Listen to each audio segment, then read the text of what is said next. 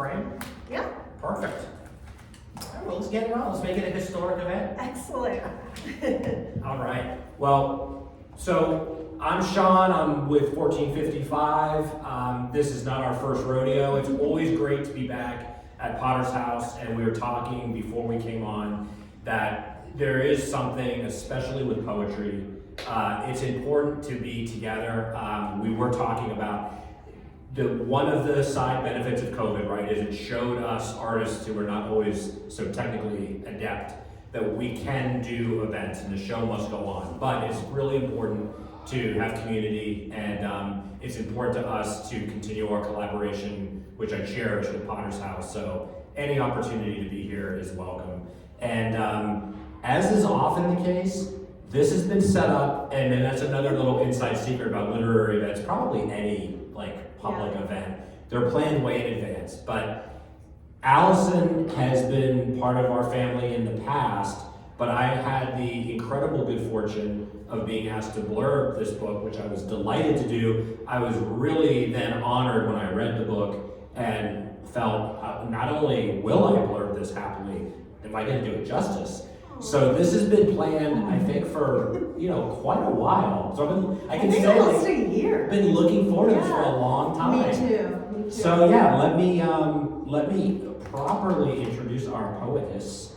Alyson Weinberg is an award-winning poet, playwright, speechwriter, and ghostwriter, and I want to talk a little bit about all of that. Happy to. Her poems have appeared in literary magazines and anthologies, including December, Poetica, District Fray, and others. She is a 2021 Jeff Marks Memorial Prize finalist, winner of both the 2021 Interloop Poetry Prize, the 2021 Derek Burleson Poetry Prize, a 2022 Harbor Review Jewish Women's Poetry finalist, and a 2022 New Women's Voices Chapbook Competition finalist. Amazing. In addition, her play, Object Relations, had its live-streamed stage reading premiere during the pandemic to benefit mental health equity, and a fully staged production is in the works.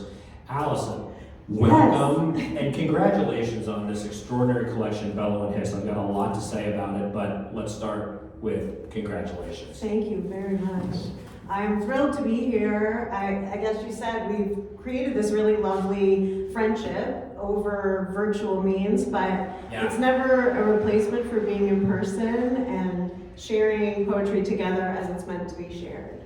Indeed, and we were talking about that. So I want to read, I think to set the tone, I've got my blurb and I'll refer to it. I think it's a little indulgent, although I'm looking forward to sharing the heartfelt words I wrote. But there's another description which I think is so good, and I'll start with that, and then we can jump into some conversation and some poems if you'd be kind enough to share with us. So I want to read this little blurb though, because it's so great.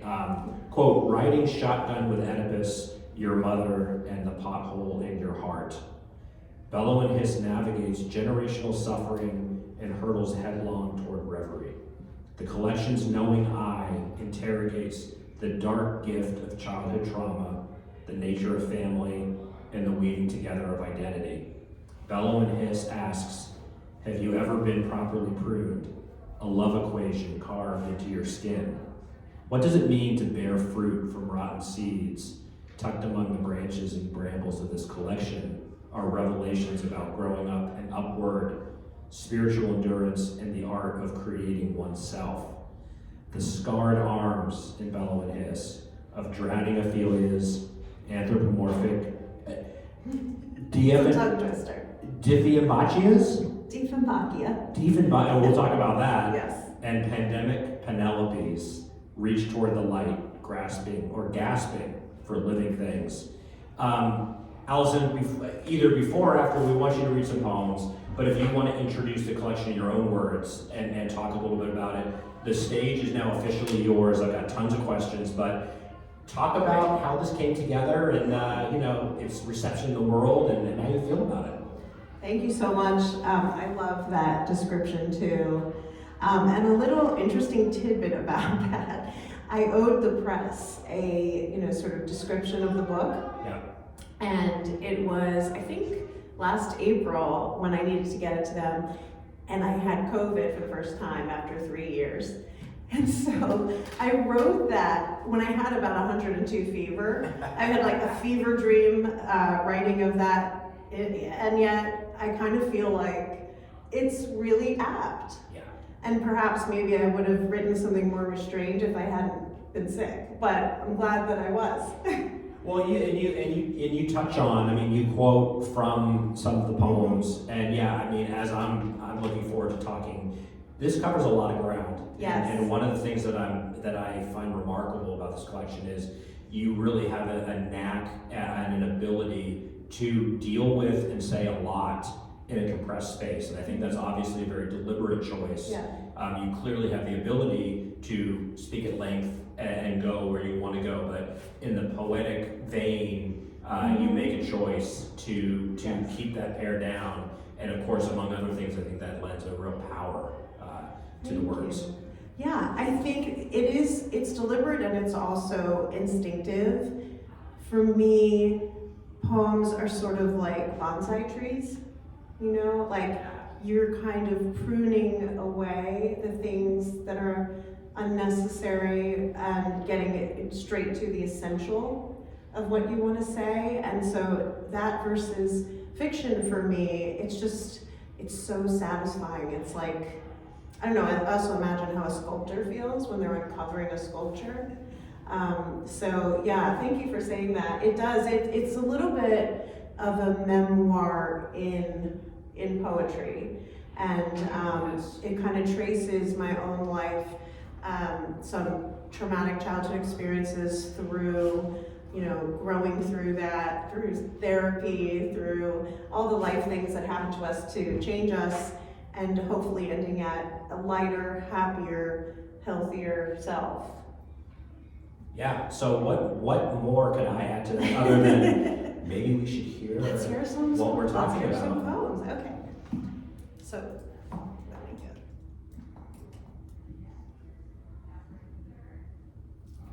I'm gonna put this down first.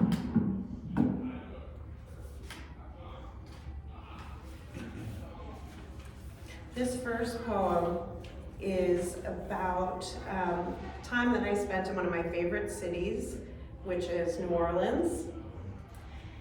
And I don't think anyone can say this better than Bob Dylan, and I'm about to read the quote that I have from him that opens this poem. This wilderness. There are a lot of places I like, but I like New Orleans better, Bob Dylan. In '88, you could walk Magazine Street for miles of nothing, hungry as Gandhi, and eventually there would be a health food store, temple to greens and cereals, twig-like fibers and solutions, earned communion for the walk home, to the habitat you call your own between Audubon Park and the zoo.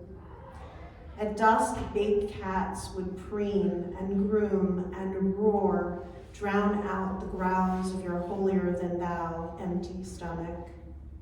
Both sounds signaling the insistence of an animal demanding to be fed. Yes, I nursed at Nola's breast, lips pressed against the garden district's bruise-hued clouds, body not rounding out, but distilling down to its essential, like a willow whose very name means lamentation. And that man who dashed my same path around the park, who jacked against a tree as I ran by, athletic shorts down around his thighs, ass gleaming in the dawn, he belonged. So did plump of ducks that once lined the banks of the Mississippi, sang to me from the book of Isaiah, "You kept me from the pit, you put my sins behind you." For a time I did, wholly belong to this wilderness, voice hoarse with bellow and hiss. That's who I was once. Wow. Wow. So should we pause in between. Do you want to read a few? Oh, sure. Okay, I'm gonna read another one. Yep, or as many as you care to. Okay, I'm gonna keep going. Okay. Um, But yeah, while you're looking, I'll just say, hell yes to New Orleans. Hell yes. Yeah, I agree. It was and is one of my favorite places, and also was one of the most difficult times in my life. But I still love it. Yeah. It's so evocative. So now we're going back in time to the very beginning. Enter the picture. Hurl into the world. Baruch, mother in light blue nightgown, rests in bloodless, anesthetized twilight present, removed. A portrait, a prelude. My father in uniform and handsome cradles me in crook of arm, beaming us home where waiting is the night. Nurse, who will rise and bottle my parents' formula for getting some shut-eye. In this wake, the nurse holds me. Her smile yearns to slide from her face, a Dali clock. My soft spot melts. My baby head swerves away from her shoulder. A mostly empty handle of gin turns the earth.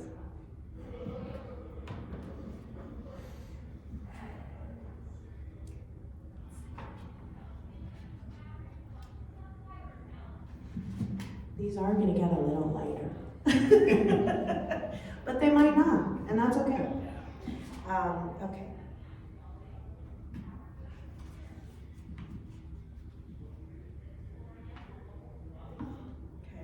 So that poem was about my own birth, imagining my own coming into the world, and this poem is about how we give birth to others and how it can go wrong. Planet Earth is blue. My tiny astronaut, tethered to the mothership, floated across the ultrasound screen. The doctor said, everything is perfect. Then nothing, then malformed organs, go get her husband. Houston, we need to abort this mission. Awake, knees in the crash position, spaced out on Versed. After the evacuation, I said, please, I want to see him again. I've learned that some planetary nebulae are nurseries for emerging suns, but some suns arise from supernova explosions, the death throes of short-lived stars. I caught a glimpse of my kids' cosmic bits and pieces as they whizzed by, his hydrogen and other ionized gases. Then a lid closed on a jar on my deep crimson flash of starlight. I'm so sorry that you lived that experience, but the fact that it informed such a beautiful poem, we all are richer for it. And I think that speaks, Alyson, to, well, it speaks to so many things, right? How poems come from deeply felt experiences, but more than that, elements of that could easily be an essay, could be an autobiography, could be a novel, and perhaps can and will be. But what poems do is they burrow deep into metaphor, and for lack of a better cliche, because there's a lot of ways to describe poetry, it is saying something that many people can feel or have experienced, and show them not only a new way of saying and hearing them, but maybe seeing it themselves in a different way. I completely agree. Thank you for saying that. I think of it, a lot of people will say, poems let us say things that are unsayable. And I think of it as poems let us F with the ineffable. Like we can take something and we can process it through. I don't even know about you, but I don't really process it. It just kind of comes through me. And then the editing process, maybe I process it. But we're sort of these filters for our own narratives and taking them from our hearts and bodies and minds and taking them and putting them on the page. Especially with this poem, which obviously is a very private moment that most of my friends and family don't even know about. It was just something that happened between my two children being born. But when I started to realize how women's health and bodily autonomy were so under threat now in such a different way than when I had my kids, I started to see this poem in a new light. Like, this was something that, if it hadn't been treated, I would have died. And it was treated easily.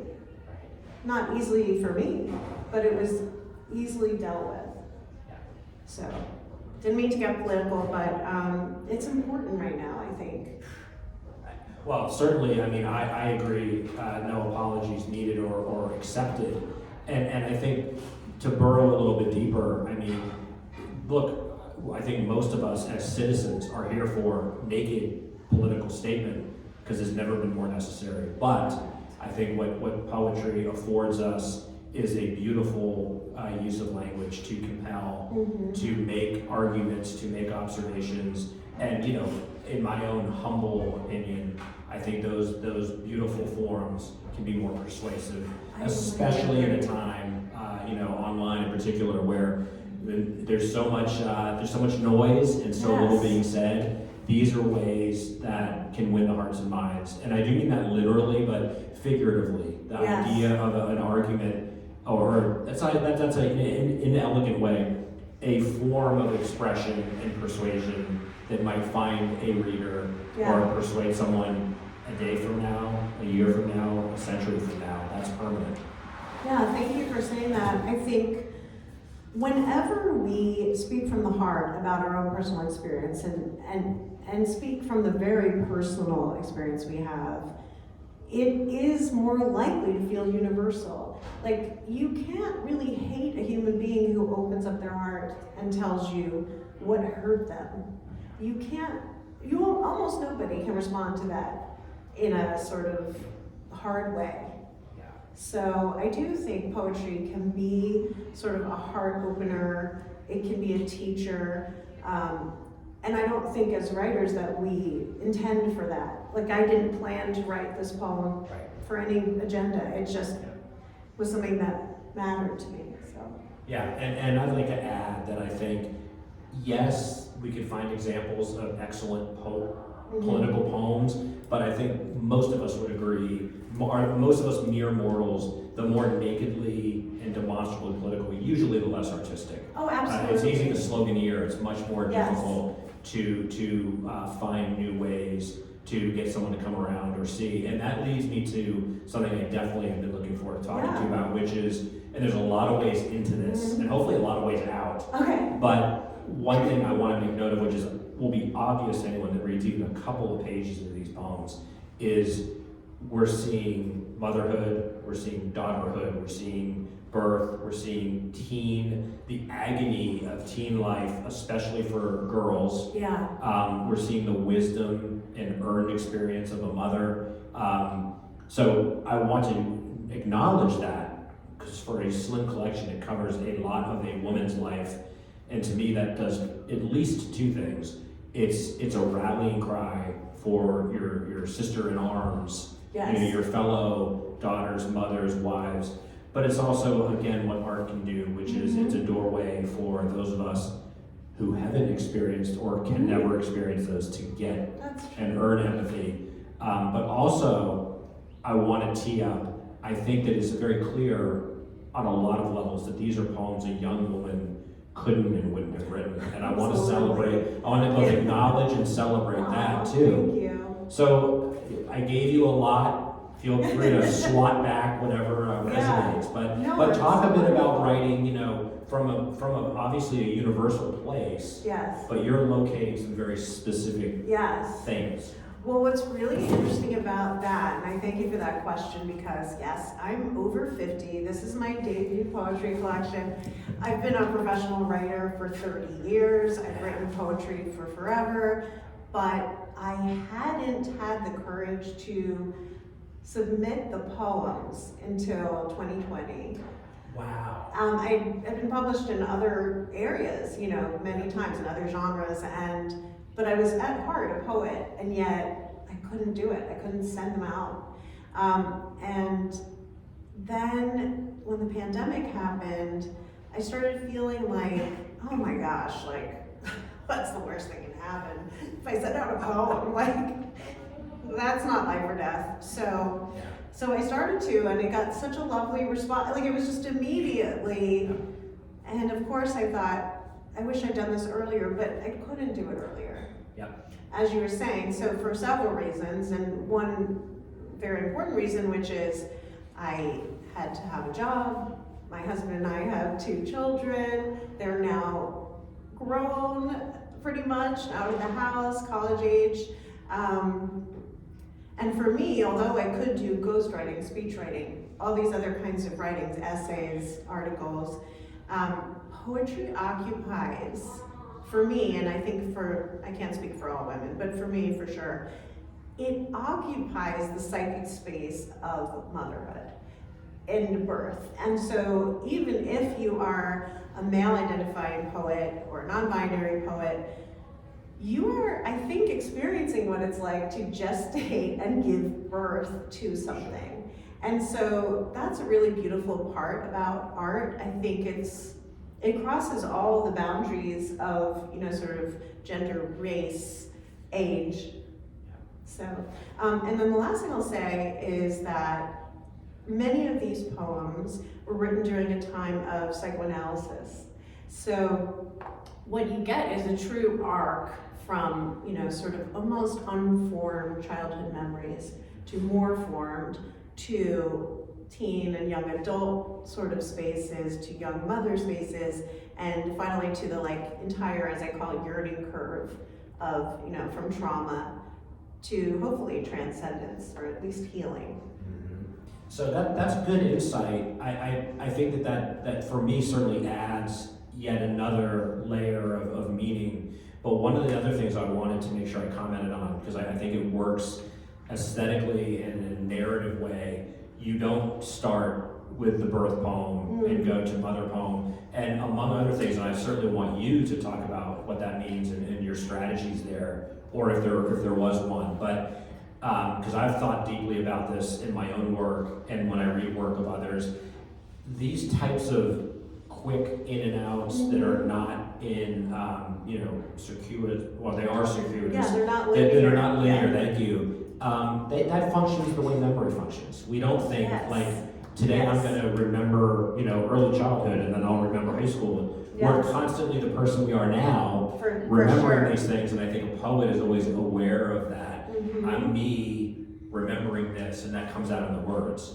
I think that's a brilliant insight, and in my book, for sure, and in my work, it's especially with, excuse me, traumatic memories, they live in your body. So even though I'm in my early 50s, there are days when something it could be a sound, it could be a smell, it could be something someone says, where I could be brought into the moment, just dropped into a different age.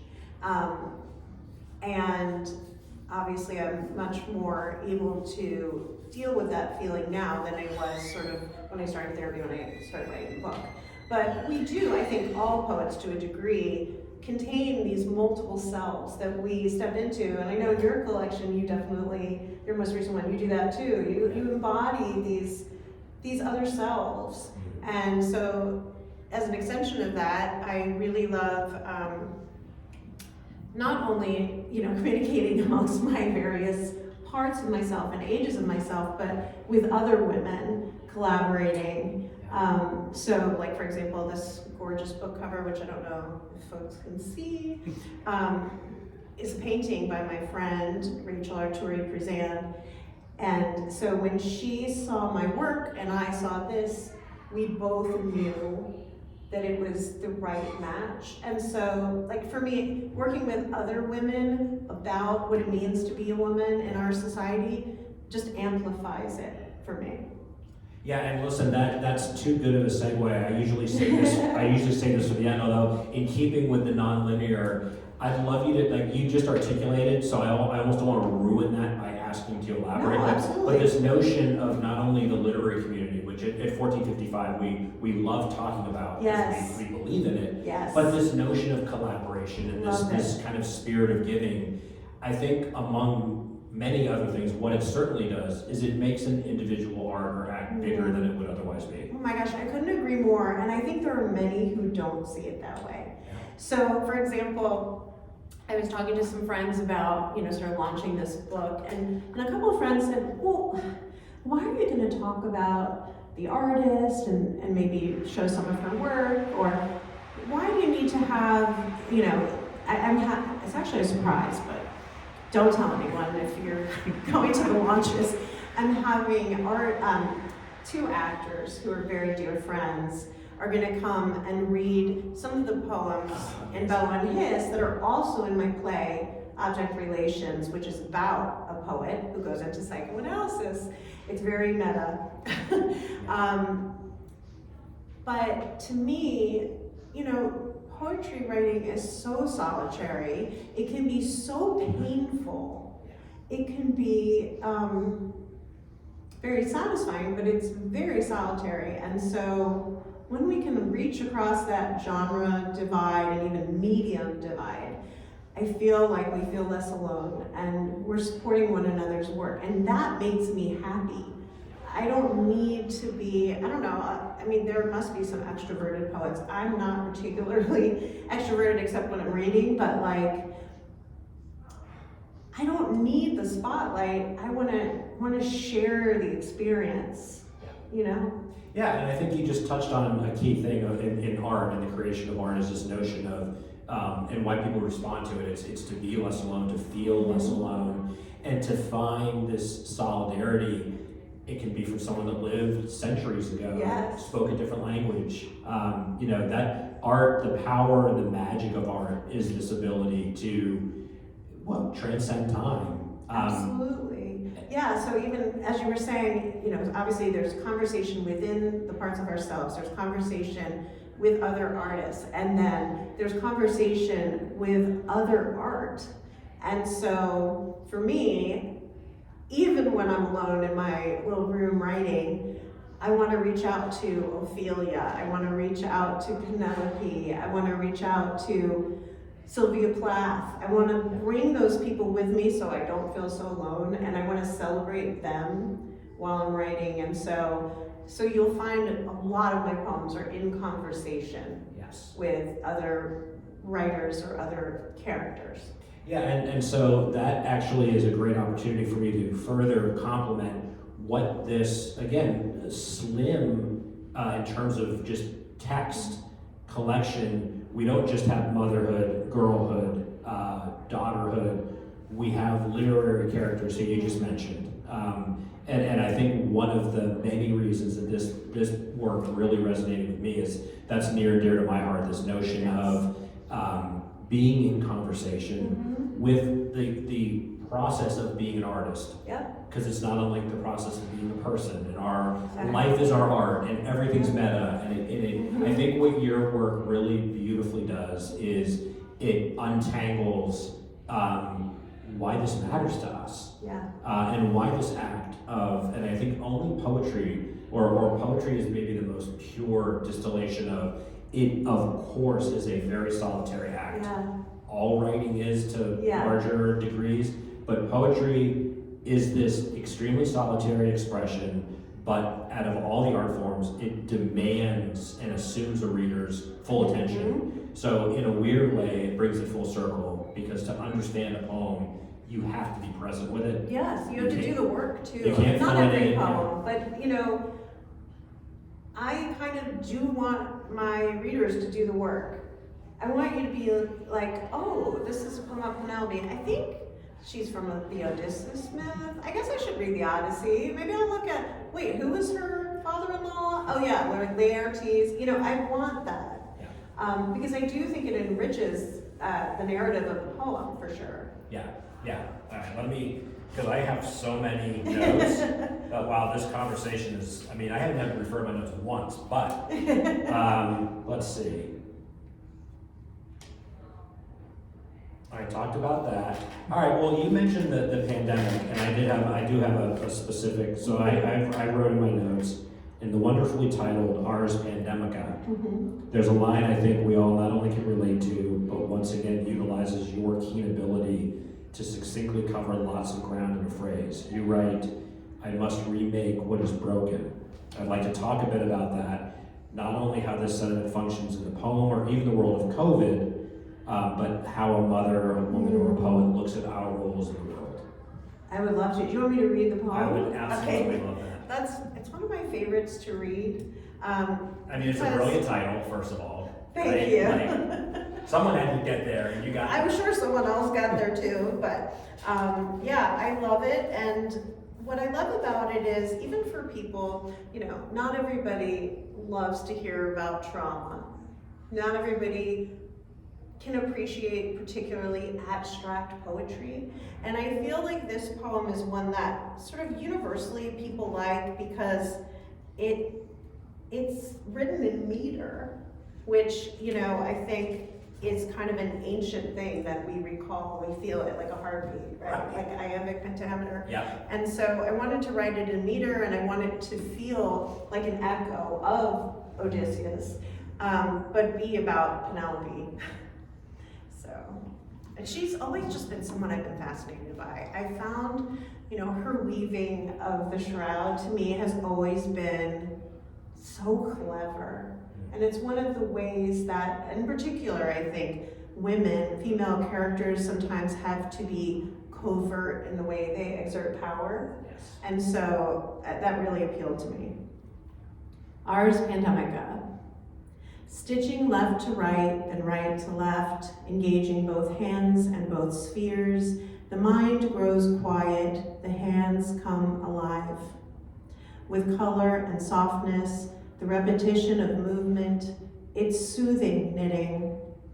The pressures of the present fall away like waves, pull back to ties that bind, to mother, to ocean. Pull Penelope back and forth to her loom, for 3 years in and out of her room to undo daylight.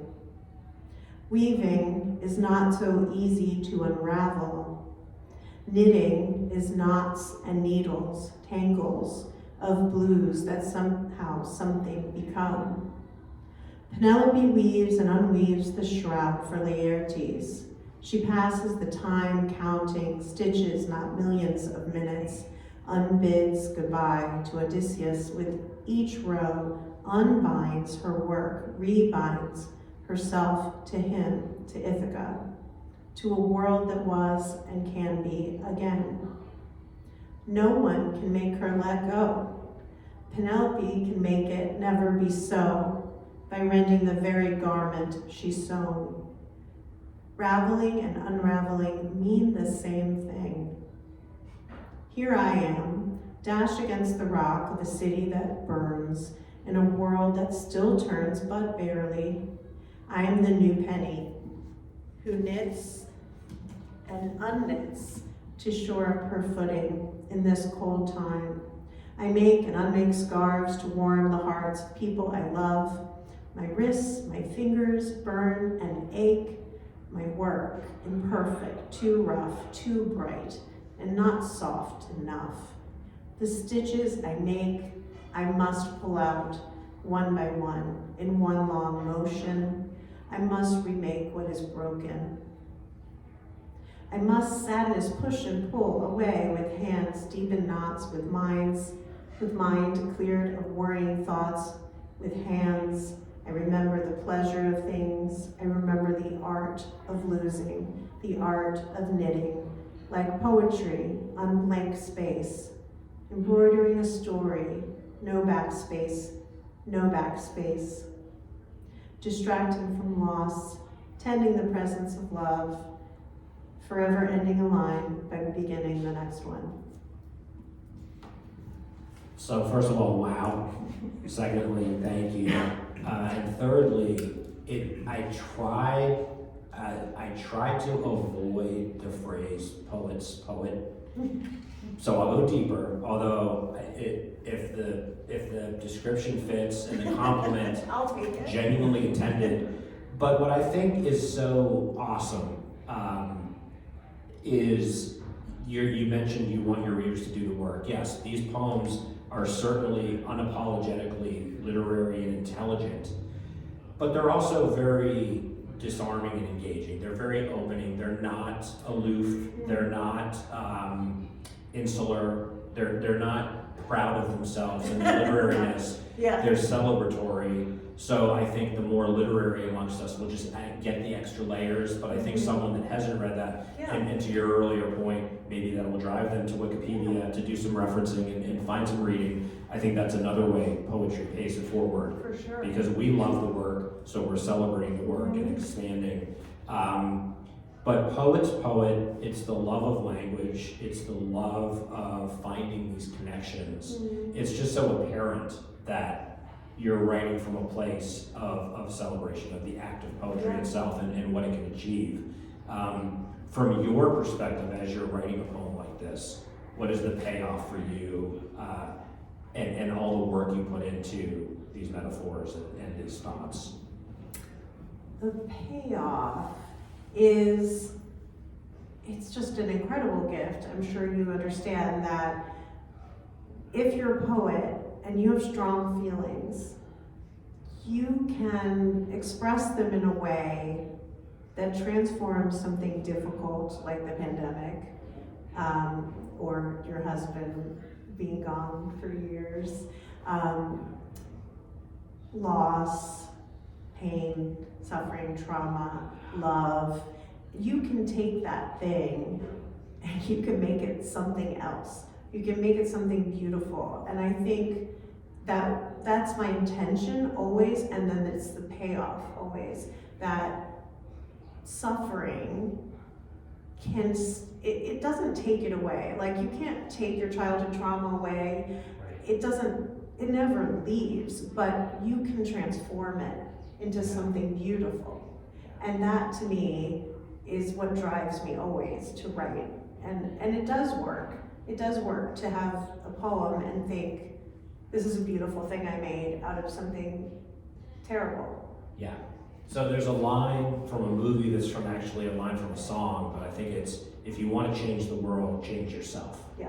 And I think that speaks to political issues. It speaks For to sure. Time and history. But again, I think it's such a generous act to want to bring the reader into these observations and use these opportunities of self-healing, which full stop, that could be a description of these works, but I think it sells them short because that implies a certain kind of, not narcissistic, but a certain self-involved. Correct. There's self-healing going on here, but it's self-healing that's already been earned so that the poems are reflecting that work that's been done, and they're opening up arms to bring people into the experience. Thank you. There's something very beautiful and very, well, generous, but there's also something enduring about that. This act of cultivating empathy. We talked about that a little bit before we came on live. Yeah, I would say first of all that I don't send a poem out or put a poem in a book unless it feels like art to me. If it feels raw, if it feels like therapy, it's not done. You must have the distance to look at it almost like you've never written it. And that's how I feel. Like, I'll look at it, I'll write it, I'll look at it again, and it's almost like someone else wrote it. And if I get that feeling, if I have enough distance that I then can treat it sort of aesthetically and edit it and all of that, then it's more ready for a reader. Yeah. But yeah, I think empathy is the engine for all art and probably life. When I think about the ability to feel what someone else is feeling, to put yourself in someone else's shoes, and sadly, I don't think everyone can do that. I think we're all capable of it, but I think something's a little broken in the world right now where it seems like people are suffering so greatly on their own that they don't have room for everybody. And yeah, that makes me sad. But I hope that, I think in writing poetry, and artists of all kinds really, that when we create, we have to hold the paradoxical ideas. We have to hold beauty and horror and strength and all of these things that aren't black and white in our own work. So hopefully we're also encouraging others to. Well, and a message and an appeal to writers, especially less experienced writers that are watching this. What we're getting here today is the gift of many lessons baked into this work and the way the poet describes it. It's not to say that younger and less experienced people don't have profound observations. They very much do. Mm-hmm. But when it comes to poems in particular, I think what we're seeing here is not just effective use of metaphor and utilizing experience, but finding ways to not think in cliches. And turning to art, turning to universal experience is a great antidote to being inside one's head. Mm-hmm. And again, for younger writers in particular, it's not enough to say, but this is my truth. Well, that might be good for a diary entry, or it might be good for a blog, and it might be very meaningful to someone that reads that. Mm-hmm. And if it's good enough for your own purposes, that serves a purpose. But for poetry, it has to go deeper, it has to push harder, and in a weird way, as I think we've been articulating, you go through that effort and energy, and it comes to something that is more accessible and universal. It's like a magic act. Absolutely. It's so incredible. I just think the whole, from within, the whole craft of poetry is just fascinating because it's so elusive. Like, you'll hold a poem for a year, 5 years, 10 years, and it'll keep changing, and then it kind of settles itself into its final form. And sometimes I feel like some never really do. Yeah. But you bring to mind actually a poem that's in Bellow and Hiss that I wrote about a year and a half ago on a visit to Israel when I was with family. Our family had a wedding there. And it seems almost inconceivable now, like the beauty and joy we felt.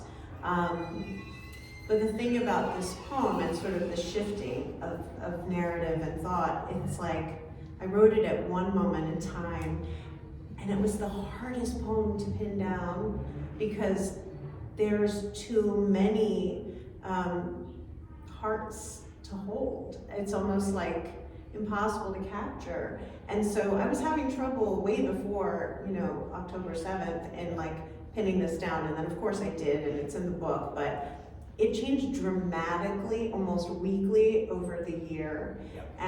And it's called Israel is a Poem in Constant State of Revision, because that it shifts. It's always shifting, and our hearts are, I think, big enough to contain every piece of it. Yeah. As poets, we have to be brave. We have to be brave because we are containing life's most difficult, poignant, happy, horrible moments. That's what we write about. And I think that's one thing, that expansiveness of empathy. We may not have the perfect political answer to something, but we do know in our hearts and can express what it means to be connected to everyone and everything. That's what we are, I think. Yeah. So, of course, I read this collection over a year ago, and that poem was a standout. And rereading it to prepare for this event, of course, it hits different. Yeah. And I think there's a whole object lesson. There's a whole semester of discussion that could occur about that phenomenon right there. But I think we'd be remiss to not have you read that poem if you'd be willing to. Yeah, I'd be happy it. to. It is so interesting, like, oh gosh, I mean, it was what I thought was a moment of hope. And even though we don't feel it now, I do believe we'll get it back. But I pray for that. Okay. Israel is a poem in constant state of revision. We want to see the whole of the holy city, not just soaring glories to God, not just the postcard. Crumbling facades home to second-class citizens, plain as the painted-eyed mural staring up at us from East Jerusalem. Poetry feels redundant, useless in a place like this. Poetry alone is indigenous, grows wild like figs and pomegranates on trees. Prayer clouds float over the western wall in Al-Aqsa Mosque. Israelis and Palestinians chant in unison, dissonance. Our tour guide says, there's been an incident. We have to take the tunnels back. We follow him down into wet wall, dimly lit, then to fit tunnels. Low threshold, sweat-soaked, closed-in, stained green stone. To keep going, I puff on my inhaler. To keep going, our souls tread the heads of our ancestors. Everything is layered. We till our little parcel of the tell. We stand where we stand our ground. There is nowhere to go but forward in the dark. One child marches ahead of me and one behind. They both walk toward light on shifting holy ground. So total mic drop, beautiful expression. Again, I think I would be remiss to not have you talk a little bit about, I had mentioned earlier, that could easily be an essay or part of a larger memoir or any number of things. But that particular observation or series of observations had to be a poem. But maybe talk a bit about how you knew, or maybe didn't know that had to be a poem, and just how you got that out of you, and how you connected things you were seeing and feeling and understanding this is how it has to be rendered. Yeah, absolutely. This is a really fascinating poem to talk about because it had so many iterations, and I had taken a workshop with Gabby Calvacaresi, the poet it's a complete tongue twister. I'm not saying her name again. Gabby Calvacaresi. Anyway, took a class with her, and I submitted that poem to her, and she said, "There's like 8 poems in here." And so then began the process of saying like, "Oh, that thought about someone back home that doesn't belong in here," whatever. But I think the poem started in the tunnel. So we were trying to get back to our hotel, and the only way we could get back was walking through sort of a dangerous situation or taking this tunnel, which wasn't like tourist tunnels, like go see cool stuff. It was like real tunnel. Right. And our tour guide didn't really ask us if we wanted to do that. Didn't say like, anyone not good with small spaces? It was just kind of like the former IDF soldier that he is. Kind of like, everybody underground.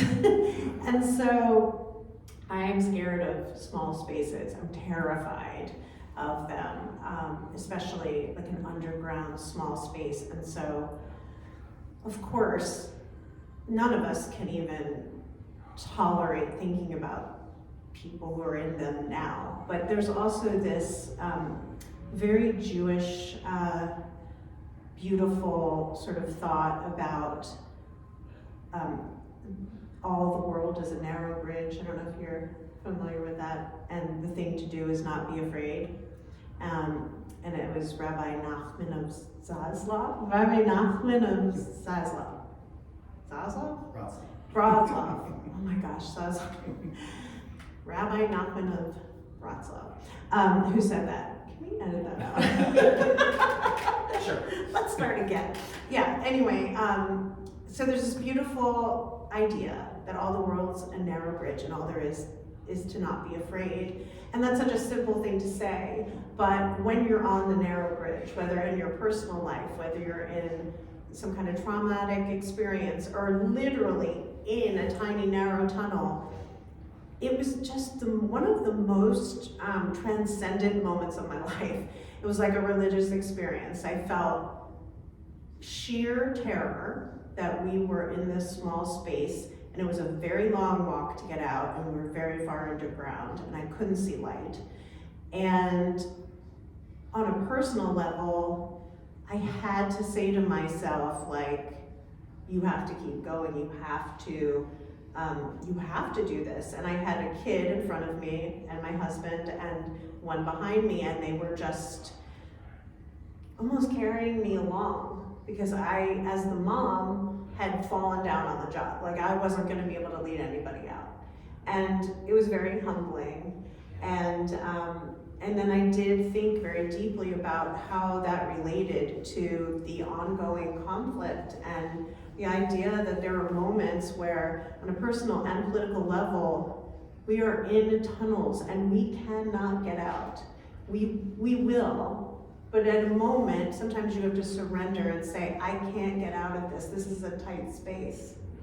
So I don't know if that answered your question.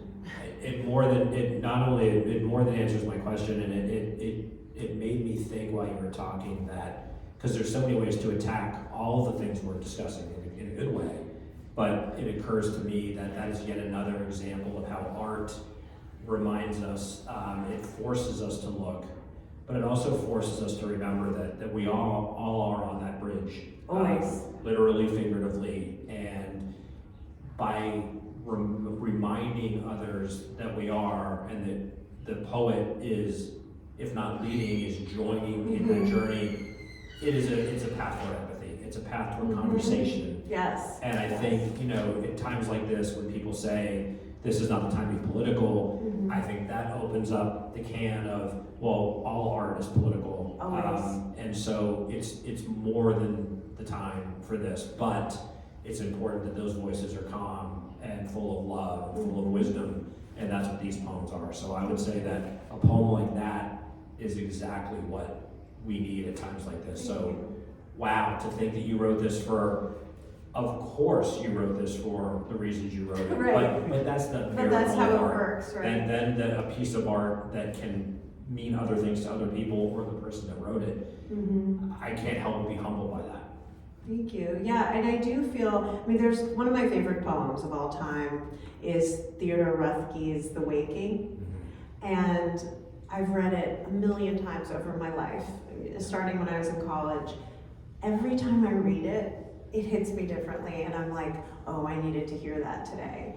And so that's the beautiful thing. Like, the poems move with you, they move with your readers. And if you think about Shakespeare and Ophelia, like, which I sort of speak in conversation with her a couple times in here, as I grew older, I saw her differently. And so what I had said to her earlier, I wanted to say something different before. So I just think it's really interesting, like, that's what literature does for us. And again, I love this opportunity to talk to you about, again, I keep coming back to, and I hear this echo in my head, I'm doubting myself. Why refer to this as a slim volume?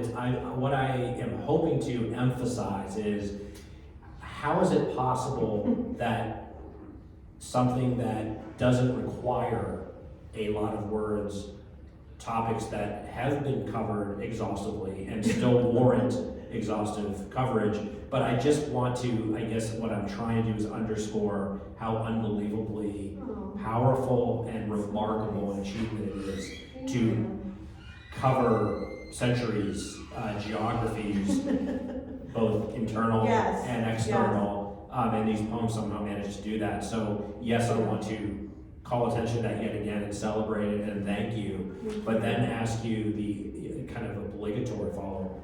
Are we going to, has a certain pathway been opened where you're thinking poetically and will continue to engage poetically? Absolutely. Good. I'm so excited about it. People say this happens after your first book. I still love these poems, but they belong to a different version of myself. And so the poems I'm writing now are kind of like the poems I would have been too scared to write. And so they're a little riskier, they're funny, they're sometimes playful, they're more political. So it's fun. It's like I just suddenly don't care anymore. I'm not scared anymore.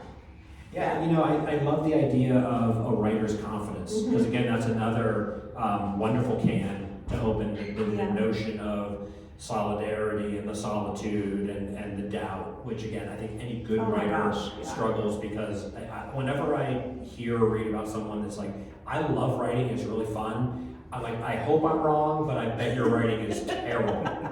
If you're having fun, you're doing it wrong. There are exceptions, and one should hopefully be writing joyously. I want to say, I don't know a single one. Right. Yeah.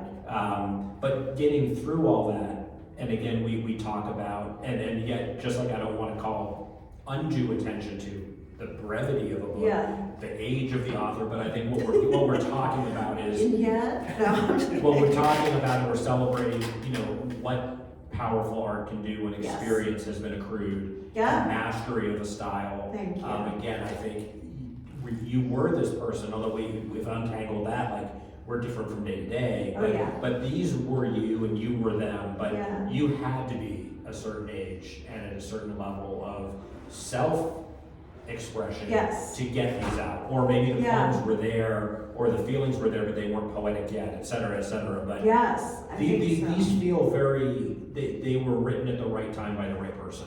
Thank you. I think that's true. I think my style hasn't changed, right? Like sort of my poetic voice and style hasn't changed from when I was 19, when I first started writing poems. What's changed is, I think the solidification of self. Yeah. What a great phrase. I mean, I think that is part of what sort of the psychoanalytic experience is about, but like taking these parts of yourself, and some of them are younger, and some of them are scared, and just kind of integrating into a full, healthy human being after, some real damage is what allows me now to go back and look at it. When you're in it, you can't look at it or write about it.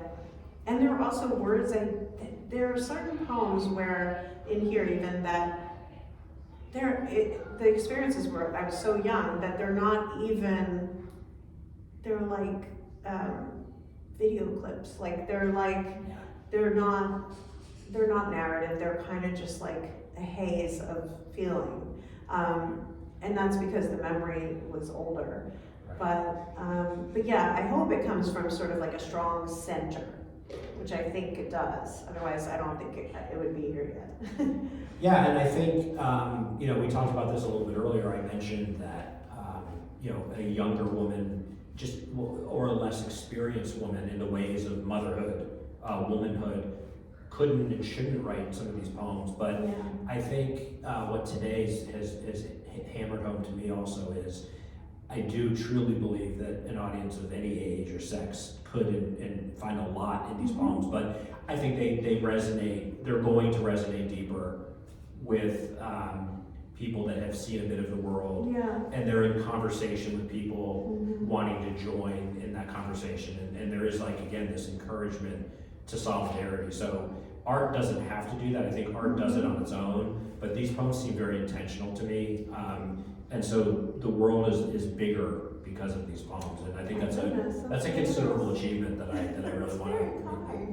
Thank you. Thank you. Thank you so much. That's like the best compliment I could receive.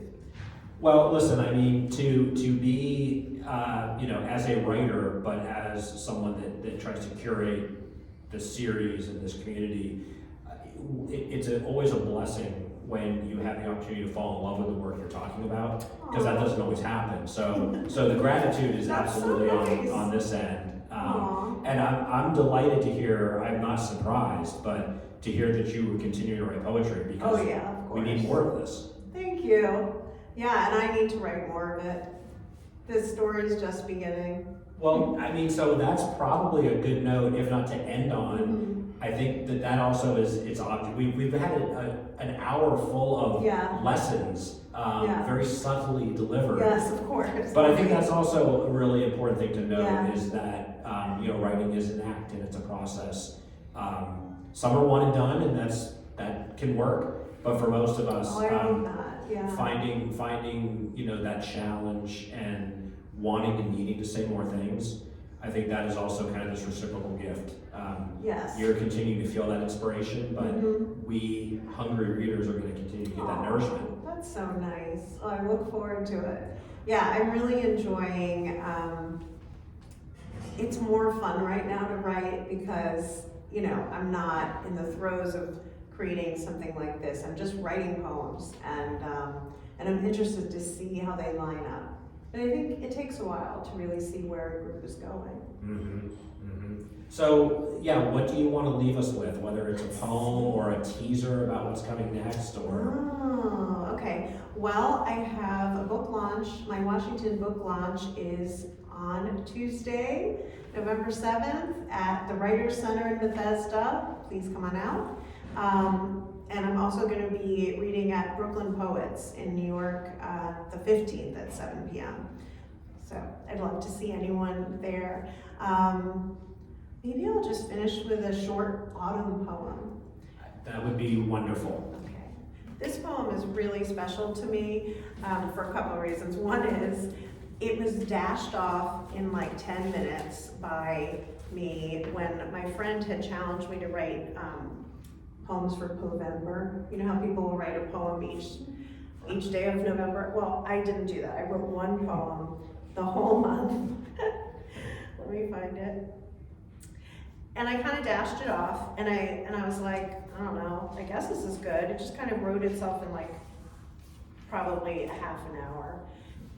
And then I submitted it to December Magazine's, I forget what the prize, Jeff Marks Memorial Prize.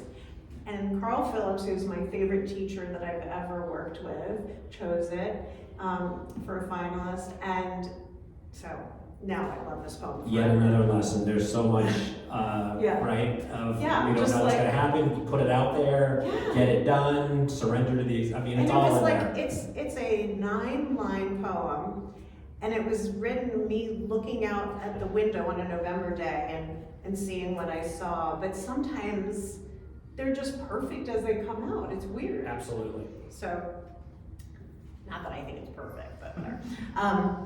Back to the body. I take my leave in autumn, the light, weak tea, left out all day, cold now. Evergreens are, thank God, still as they were. Bottle green, needle sharp. Fall is a heartbreak, and the ground, cold too. Like I said, a poet's poet, a collection that should inspire poetry, should inspire conversation, and it inspires empathy, does a lot of things. An absolute joy and honor to speak to you, Alyson. I appreciate the opportunity, and we wish you all the best. We're expecting big things. I'm so grateful for your support. This has been so much fun, and just 1455 Society and you have just been wonderful supporters of not only my work, but the work of so many people, and just raising artists up and making them feel good and making them feel special and productive. And so you're a real gift to the community. Thank you. Thank you. Well, I've said before, it's a very selfish act on a lot of levels to engage with brilliant writers and invariably good human beings. It is a way to fight against that solitude. And again, what can be a lonely act full of rejection, Yes. to find the good things to celebrate when you do find writers that you connect with and want to celebrate. It's easy to do. So, and thank you for being here. Thank you for coming out. Thank you. Thanks as always to the Potter's House. It's a joy. We will meet again. And yeah, Yes, congratulations and Thank good you. luck, and more soon. absolutely. Okay? Yeah, thanks a Yay. lot. Thank Yay. you. Thank you.